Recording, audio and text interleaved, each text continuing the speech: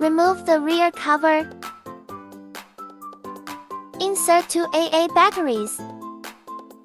Insert the aircraft battery into the slot. Plug the battery into the port.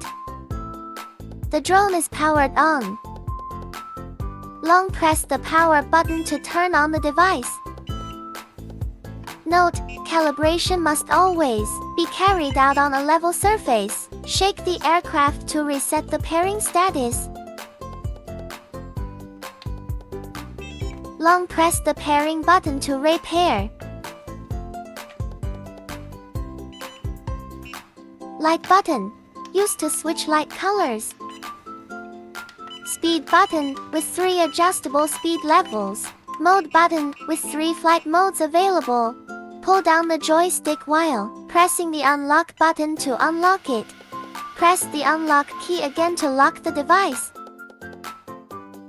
Pull down the throttle and press the unlock button to unlock. Push the throttle up to take off. Fly forward. Fly backward. Fly left. Fly right. Turn left. Turn right. Pull the throttle down to land. While long pressing the speed button, pull the joystick in any direction to perform a rolling maneuver when you hear the beeping sound.